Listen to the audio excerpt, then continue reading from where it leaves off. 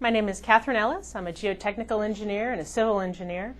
I like all kinds of things from the actual engineering to working in my community, which tie in really well together. I like to volunteer my time, and a lot of times that's at projects that I've helped complete, such as a school, and volunteer and working with kids in the weekend hours or after school programs. My largest strength that I really honed in on here at UOP is being able to multitask, being able to balance a lot of different things going on at one time and still meeting multiple deadlines with clients that have felt like I'm working just for them when I've been working for 10 clients at one time. My strengths include being able to manage multiple clients, and a lot of times that involves being creative.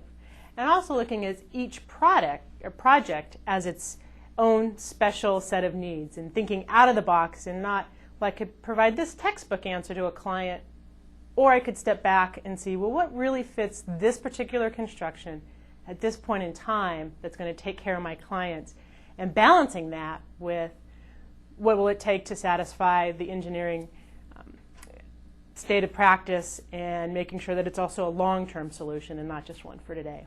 There are a lot of easy answers in engineering, and going with what's always been done, it's worked in the past, it'll work today, and it'll work tomorrow.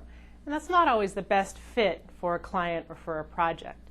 One recent example, in the Bay Area, we have to consider earthquakes and how they're going to impact our project.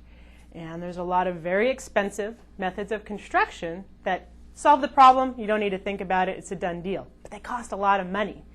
And one recent example is we've gone in and talked to some manufacturers of new products such as geogrids and how we think they'll behave in an earthquake, and going to our client and saying, we'll help you sell this to the city, it'll cut your construction costs in half, and you're going to end up with a building that's intact, very little damage, and be on the cutting edge.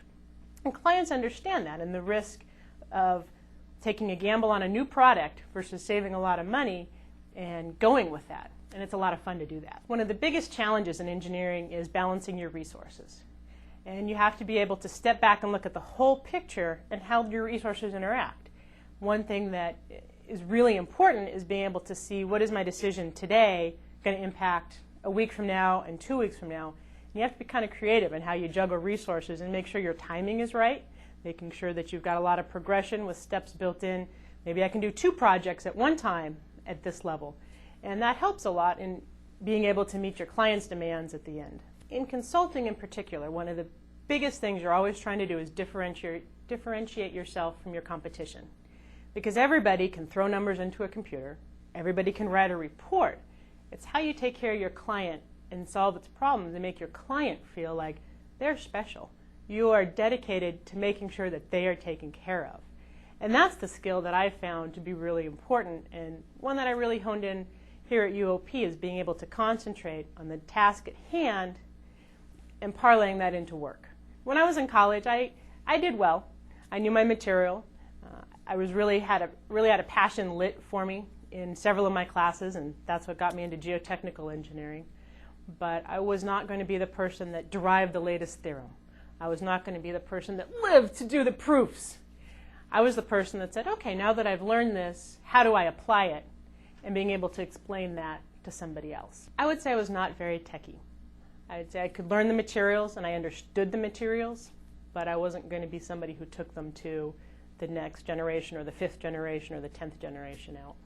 I started off as a biotech major, couldn't stand biology, wound up looking around me, saw a lot of engineering students, and took a few engineering classes. And in those classes, I learned what engineers do, and that they build communities, and they build schools, they work on hospitals, and they do freeways and they do homes. But there were a lot of different things, and engineers were tied to everything. And I began to find out I liked the engineering, but I liked more being able to drive by a project and say, I worked on that. I've helped make my community a better place.